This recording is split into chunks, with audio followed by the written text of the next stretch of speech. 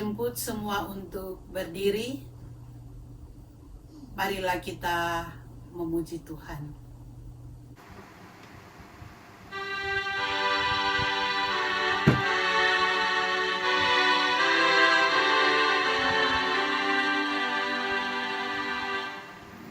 Ya Yesus, di Kau kurindukan, lipurkan lara batinku, seluruh hatiku terbuka menyambut kedatanganmu. Bahagia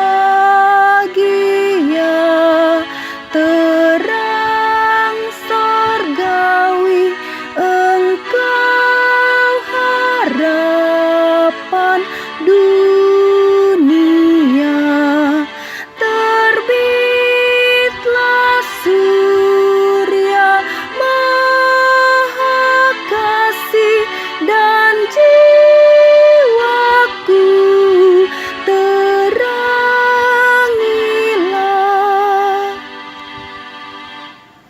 Hatiku biar Kau jadikan palunganmu yang mulia, dan dalam aku Kau cerminkan terang sorgawi yang bakal. Sebab dengan kehadiranmu keluhan batinku lenyap.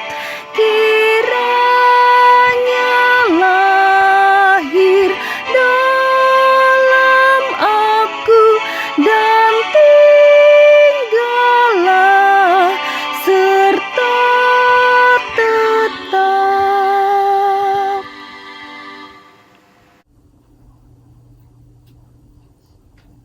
Kita tahbiskan ibadah ini. Ibadah pada minggu Advent yang pertama ini ditahbiskan di dalam nama Allah Bapa, Anak dan Roh Kudus. Amin. Kasih karunia dan damai sejahtera dari Allah Bapa kita dan dari Tuhan Yesus Kristus di dalam persekutuan Roh Kudus akan selalu menyertai saudara-saudara sekalian. Amin. Sebagai nats pembimbing pada saat ini diambil dari Roma 12 ayatnya yang ke-12 yang berbunyi demikian. Bersukacitalah dalam pengharapan, sabarlah dalam kesesakan, dan bertekunlah dalam doa. Jemaat silakan duduk. Mari kita berdoa. Bapa di dalam surga, kami datang menghadap hadirat-Mu yang suci dan kudus. Pada saat ini, kami menyadari bahwa kami adalah manusia-manusia yang berdosa.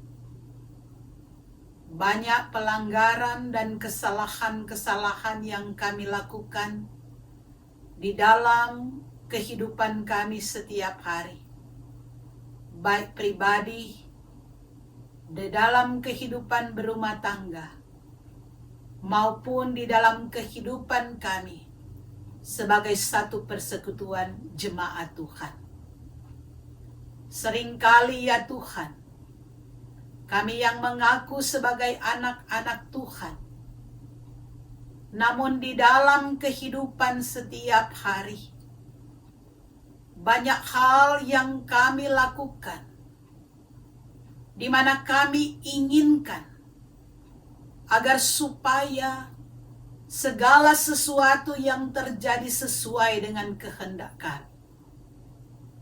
Karena itu Tuhan, kami mohon kepadamu, ampunilah kami, baharuilah kami melalui kuasa Roh Kudus-Mu. Berikan kesadaran kepada kami Tuhan, untuk dapat memahami bagaimana kehidupan sebagai anak-anak Tuhan.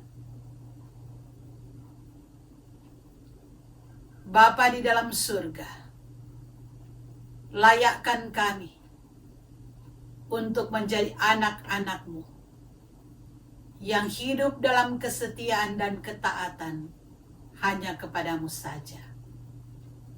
Inilah kami Bapa, di dalam nama Yesus. Amin.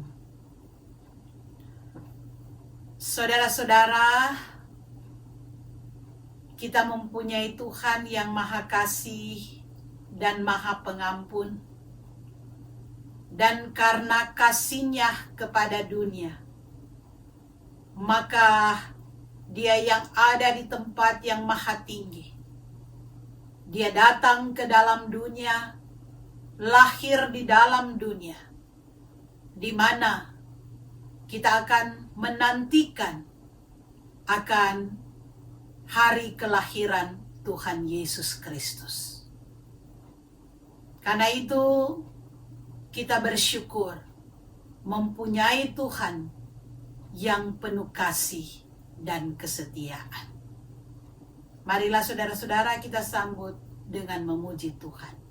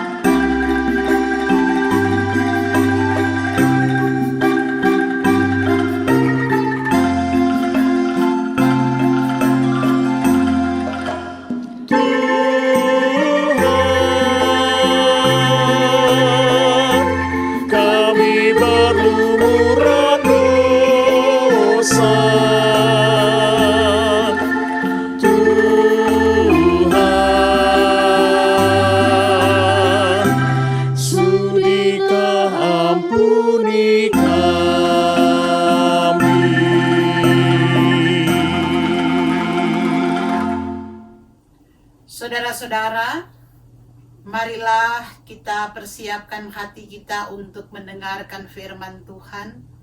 Tapi sebelumnya mari kita berdoa.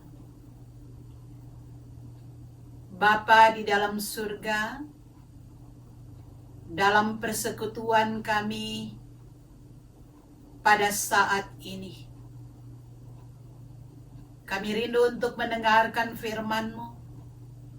Karena itu Tuhan, kiranya kuasa Roh Kudus-Mu membimbing kami semua, memampukan kami untuk dapat memahami akan kebenaran firman-Mu. Dan firman-Mu inilah yang menerangi langkah kehidupan kami. Inilah ya kami ya Tuhan, berfirmanlah, kami siap mendengarkannya. Di dalam nama Yesus, amin. Saudara-saudara, pembacaan Alkitab kita pada saat ini dari Injil Lukas pasal 1 ayat 5 sampai dengan ayatnya yang ke-14. Lukas 1 ayat 5 sampai 14 diberi judul pemberitahuan tentang kelahiran Yohanes Pembaptis. Bunyinya demikian. Pada zaman Herodes, Raja Yudea, adalah seorang imam yang bernama Sakaria dari rombongan Abia. Istrinya juga berasal dari keturunan Harun, namanya Elisabet. Keduanya adalah benar di hadapan Allah dan hidup menurut segala perintah dan ketetapan Tuhan dengan tidak bercacat. Tapi mereka tidak mempunyai anak, sebab Elisabet mandul dan keduanya telah lanjut umurnya. Pada suatu kali, waktu tiba giliran rombongannya, Zakaria melakukan tugas keimaman di hadapan Tuhan. Sebab ketika diundi sebagaimana lazimnya, untuk menentukan imam yang bertugas, dialah yang ditunjuk untuk masuk ke dalam bait suci dan membakar ukupan di situ. Sementara itu seluruh umat berkumpul di luar dan sembahyang. Waktu itu adalah waktu pembakaran ukupan. Maka tampaklah kepada Zakaria seorang malaikat Tuhan berdiri di sebelah kanan mezbah pembakaran ukupan. Melihat hal itu ia terkejut dan menjadi takut. Tetapi malaikat itu berkata kepadanya, "Jangan takut hai Zakaria, sebab doamu telah dikabulkan, dan Elisabet istrimu akan melahirkan seorang anak laki-laki bagimu, dan haruslah engkau menamai dia Yohanes. Engkau akan bersukacita dan bergembira, bahkan banyak orang akan bersukacita atas kelahiran itu." Sampai di sana pembacaan Alkitab kita pada saat ini. Terpujilah Kristus. Saudara-saudara yang dikasihi oleh Tuhan kita Yesus Kristus, pada saat ini kita akan memasuki Minggu Advent yang pertama, di mana kita sedang mempersiapkan diri pada masa-masa penantian kita akan kedatangan Tuhan Yesus melalui kelahiran Tuhan Yesus di tengah-tengah dunia ini. Saudara-saudara, pada minggu-minggu Advent ini, maka kita semua sebagai umat Tuhan diajak untuk mempersiapkan diri menyambut kedatangan Tuhan Yesus.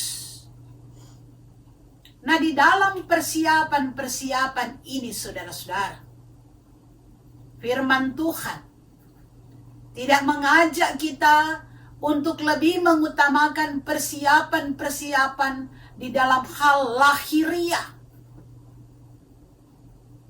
Tetapi di sini, di dalam persiapan-persiapan ini, maka yang terpenting bagi kita adalah persiapan-persiapan rohani, persiapan batiniah, membersihkan batin kita agar supaya ketika kelahiran Tuhan Yesus, ketika kedatangan Tuhan Yesus, maka hati kita menjadi bersih menyambut akan kedatangan Tuhan Yesus. Itulah Advent, saudara-saudara, masa-masa penantian. Karena itu, kalau kita lihat, sebelum Yesus datang, sebelum Yesus lahir, maka Yohanes Pembaptis sudah datang mendahului Yesus dalam rangka untuk mempersiapkan jalan bagi kedatangan Yesus. Dan kita tahu, saudara-saudara, pemberitaan Yohanes bukan pemberitaan tentang dirinya, tetapi pemberitaan Yohanes adalah suatu pemberitaan tentang Yesus yang akan datang sesudah dirinya. Saudara-saudara, kita lihat di dalam pembacaan kita tadi berbicara tentang Zakaria dan Elisabet.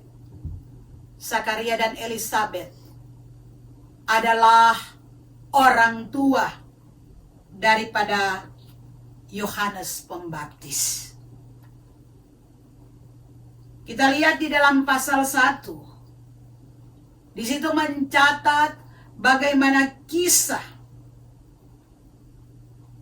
kelahiran Yohanes Pembaptis yang cukup lengkap.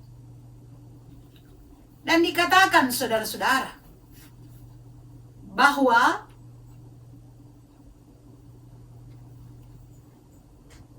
orang tua dari Yohanes Pembaptis adalah imam. Imam itu kita tahu dia berperan penting di dalam kerohanian umat. Imam itu sebagai jembatan di dalam hubungan antara manusia dengan Allah. Inilah saudara-saudara tugas daripada Sakaria, ayah daripada Yohanes Pembaptis. Dan dikatakan saudara-saudara, Sakaria dan Elisabet adalah suami istri yang takut akan Tuhan. Dan dikatakan bahwa Sakaria dan Elisabet mereka adalah orang tua, suami istri yang hidup benar di hadapan Tuhan, yang hidup tidak bercacat di hadapan Tuhan. Dan di dalam kehidupan Sakaria dan Elisabet, mereka hidup seiring dan sejalan. Jadi saling menopang, saling menunjang di dalam tugas-tugas dan tanggung jawab. Nah, inilah kehidupan suami istri yang harus saling menopang. Tapi harus saling menopang di dalam hal-hal yang benar.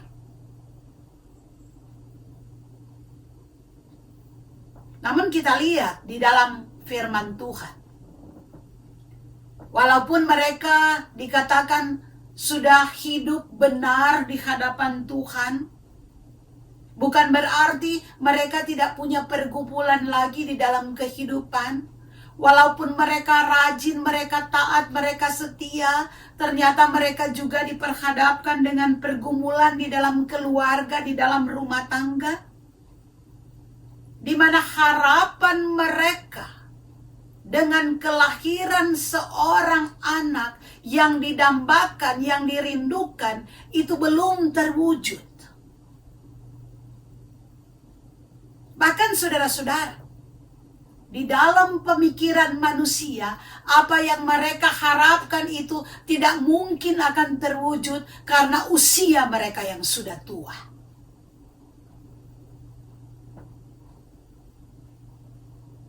Dan dikatakan Elisabet mandul. Berarti kalau dibilang mandul, berarti tidak punya harapan untuk mempunyai anak. Tentunya saudara-saudara sebagai seorang imam, sudah banyak doa-doa yang mereka panjatkan, memohon kehadiran seorang anak. Tentunya sudah bertahun-tahun di dalam kehidupan mereka, di dalam kerinduan mereka. Mereka datang kepada Tuhan agar supaya keinginan mereka untuk mempunyai anak dikabulkan oleh Tuhan. Tapi dikatakan sudah sampai lanjut umur, permohonan mereka belum terkabul. Dan saudara-saudara, di dalam tradisi pada waktu itu, kalau keluarga tidak punya anak, dikatakan itu aib. Mereka harus menanggung bisik-bisik. Mungkin mereka katakan, masa seorang imam tidak punya anak?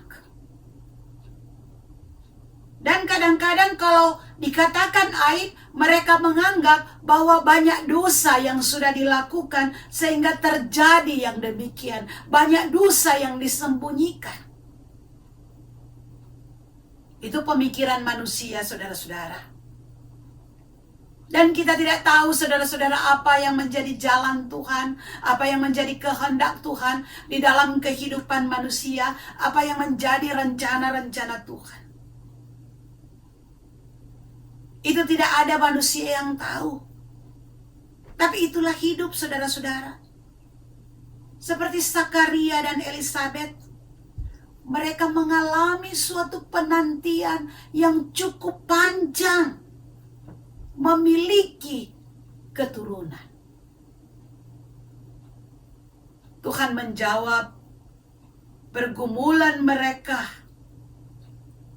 dalam waktu yang secara manusia itu mustahil. Sampai kita lihat saudara-saudara, Sakaria pun hampir tidak percaya. Bagaimana tidak saudara-saudara, Tuhan menjawab doa pada saat mereka sudah lanjut usia. Suatu kejutan yang membahagiakan, menghapuskan air mata mereka. Mereka dikaruniai anak, yaitu Yohanes. Saudara-saudara, Yohanes, dialah yang direncanakan oleh Tuhan mempersiapkan jalan bagi kedatangan Sang Juru Selamat dunia. Kita lihat saudara-saudara, teladan yang diberikan oleh Sakaria dan Elisabet.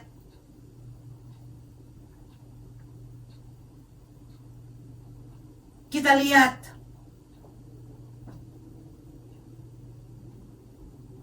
penantian yang cukup panjang terhadap harapan punya anak. Itu tidak melunturkan iman mereka. Mereka tetap konsisten dengan tugas-tugas dan tanggung jawab yang diberikan kepada mereka sebagai seorang imam yang saling menopang antara suami dan istri.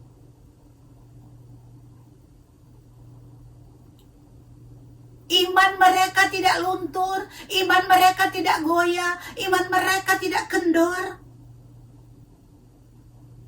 Mereka tetap melaksanakan tugas. Kerajinan mereka tidak kendor oleh karena harapan-harapan belum terwujud. Dan mereka tidak menyalahkan Tuhan, saudara-saudara. Mereka tetap kuat pada komitmen hidup takut akan Tuhan. Kalau kita lihat kisah Abraham, kita lihat juga saudara-saudara, Sarah dia melahirkan pada usia yang sudah tua. Tapi kita lihat di dalam sejarahnya, bahwa sempat juga terjadi suatu kegoncangan, meragukan akan janji Allah, sehingga Sarah pikir tidak mungkin lagi mau punya anak. Sehingga dia sarankan Abraham untuk menghampiri Hagar. Sehingga mendapatkan seorang anak, yaitu Ismail. Jadi sempat Sarah meragukan akan janji Allah. Tapi kita lihat Sakaria dan Elisabet, mereka tetap setia untuk hidup di dalam Tuhan. Mereka tidak melakukan sesuatu yang mengecewakan di dalam penantian yang cukup panjang ini. Saudara-saudara jemaat Tuhan, pada minggu Advent ini, minggu persiapan kita, minggu introspeksi kita, firman Tuhan datang menjumpai kita, bercerita tentang Sakaria dan Elisabet yang mengasihi Tuhan, melayani Tuhan, yang penuh dengan kesabaran, menantikan jawaban Tuhan atas doa-doa mereka, yang tidak pernah kecewa menghadapi situasi dan kondisi yang dialami. Itulah yang menjadi teladan yang perlu untuk kita teladani di dalam keberadaan kehidupan kita sebagai anak-anak Tuhan. Banyak hal yang kita harapkan di dalam kehidupan kita. Banyak permohonan yang kita panjatkan kepada Tuhan. Kadang-kadang permohonan kita belum terjawab. Karena Tuhan punya rencana-rencana yang indah. Rencana-rencana yang lain di dalam kehidupan kita. Karena itu saudara-saudara, di dalam keberimanan kita, jangan kita memaksakan kehendak kita, Tuhan yang harus turut dengan kemauan kita. Kalau Tuhan tidak turut kemauan kita, maka kita akan menyerah. Kalau Tuhan tidak turuti kemauan saya, maka saya akan malas. Saya akan mogok di dalam segala hal. Bukan itu saudara-saudara yang dikehendaki oleh Tuhan di dalam kehidupan kita. Biarlah di minggu-minggu Advent ini, maka marilah kita melihat, bukan hanya melihat keluar, tetapi kita melihat ke dalam diri kita. Melihat ke dalam kehidupan kita, ke dalam hati kita. Karena kita tahu apa yang kita lakukan di dalam kehidupan kita. Apa yang kita lakukan, hanya kita dengan Tuhan yang tahu. Karena itu saudara-saudara, marilah kita senantiasa penuh dengan ketaatan dan kesetiaan datang kepada Tuhan. Jangan kita mengecewakan Tuhan, tetapi biarlah kita menyukakan hati Tuhan di dalam perjalanan kehidupan kita. Ketika kita melakukan segala hal-hal yang tidak berkenan kepada Tuhan, marilah saat ini kita baharui kehidupan kita. Tuhan menyertai kita. Amin. Saudara-saudara, saya jemput semua untuk berdiri bersama-sama dengan semua orang percaya. Mari kita mengucapkan pengakuan iman rasuli. Dengan hati dan mulut kita berkata, aku percaya kepada Allah, Bapa yang Maha Kuasa, Khalik langit dan bumi, dan kepada Yesus Kristus, anaknya yang tunggal Tuhan kita, yang dikandung daripada Roh Kudus, lahir dari anak darah Maria, yang menderita sengsara di bawah pemerintahan Pontius Pilatus, disalibkan, mati dan dikuburkan, turun ke dalam kerajaan maut. Pada hari yang ketiga bangkit pula dari antara orang mati, naik ke surga, duduk sebelah kanan Allah Bapa yang Maha Kuasa, dan akan datang dari sana untuk menghakimi orang yang hidup dan yang mati. Aku percaya kepada Roh Kudus, gereja yang kudus dan am, persekutuan orang kudus, pengampunan dosa, kebangkitan daging, dan hidup yang kekal. Jemaat silakan duduk. Saudara-saudara, mari kita satu di dalam doa. Kita berdoa. Bapa di dalam surga, kami bersyukur kepadamu pada saat ini. Karena Engkau selalu menyertai hidup kami dari hari ke hari sampai pada saat ini. Terima kasih Tuhan, kami boleh bersama-sama memuji, memuliakan akan kebesaran nama-Mu pada hari Minggu ini. Pada saat ini kami berdoa Tuhan untuk semua yang boleh beribadah, memuliakan Engkau. Dimanapun berada Tuhan, Engkau berkati.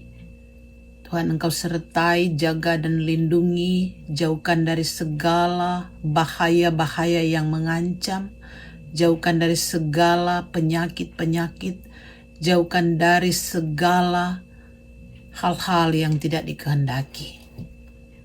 Kami berdoa Tuhan untuk jemaat GPIB USA, dimanapun berada Tuhan berkati, baik pribadi, keluarga, pekerjaan-pekerjaan. Kami berdoa Tuhan untuk semua kegiatan-kegiatan kami, apapun yang kami lakukan untuk memuliakan Engkau. Tuhan yang akan memimpin, mengarahkan.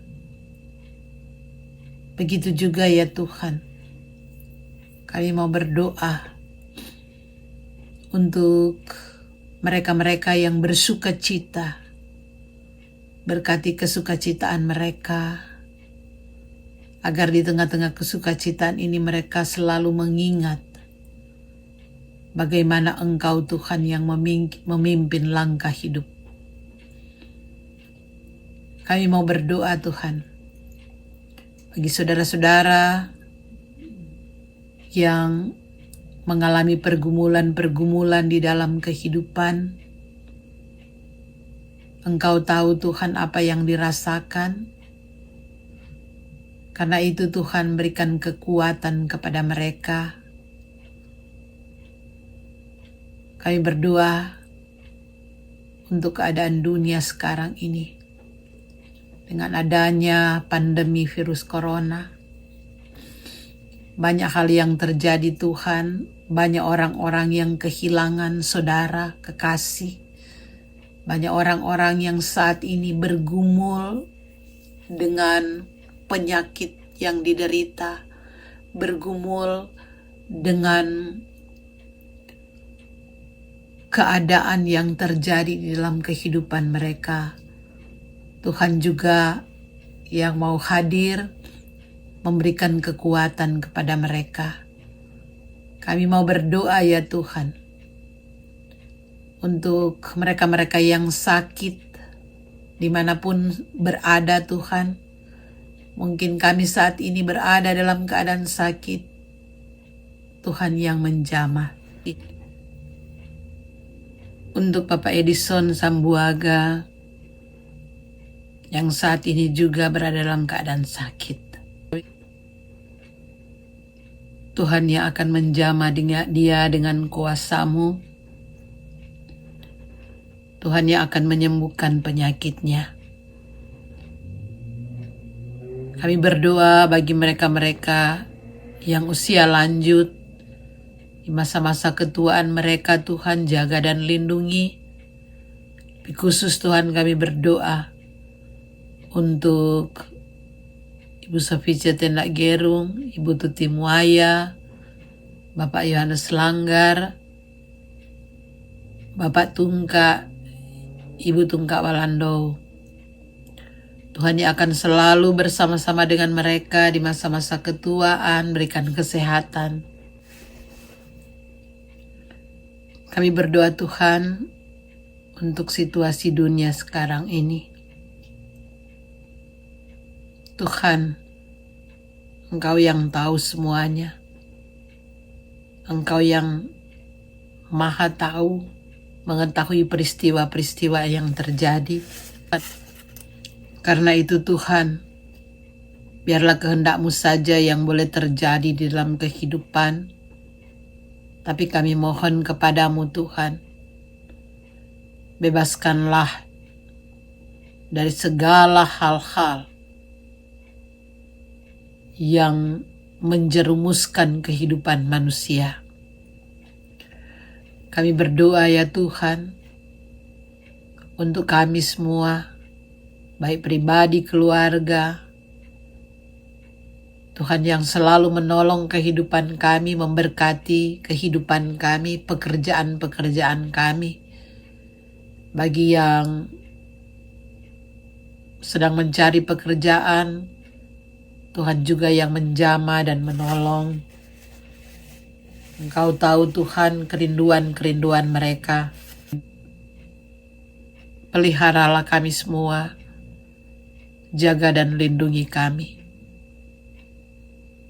Kami yang tinggal di Amerika, Tuhan jaga, berkatilah bangsa ini, berkatilah pemerintahan dari tingkat atas sampai paling bawah agar dapat menjalankan tugasnya. Begitu juga untuk bangsa Indonesia, Tuhan berkati.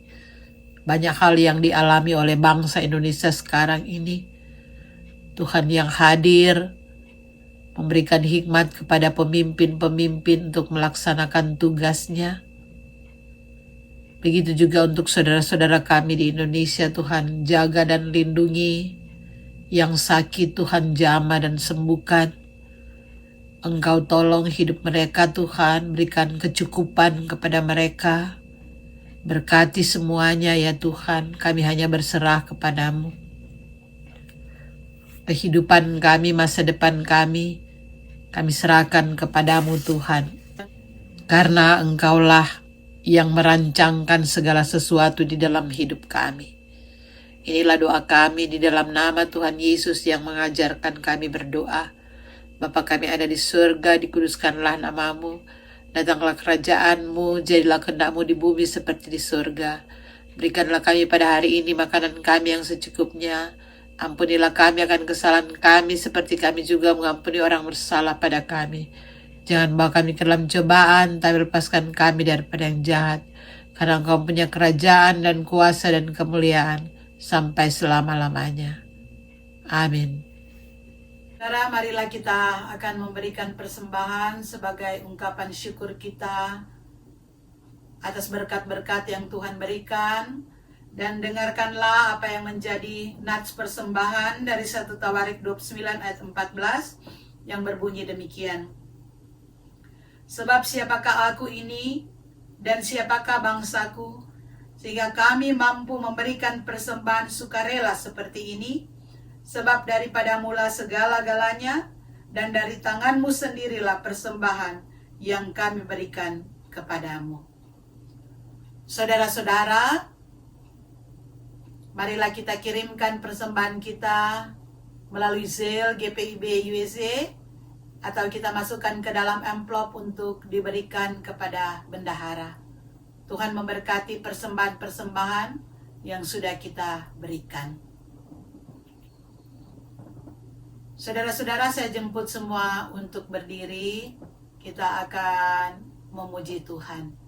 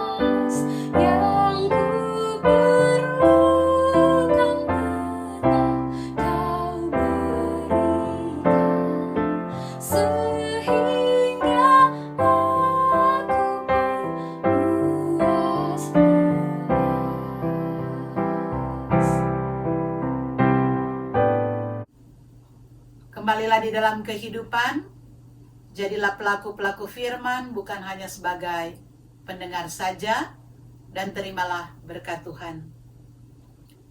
Anugerah Tuhan kita Yesus Kristus, kasih Allah Bapa dan persekutuan Roh Kudus akan selalu menyertai kita sekarang sampai selama-lamanya.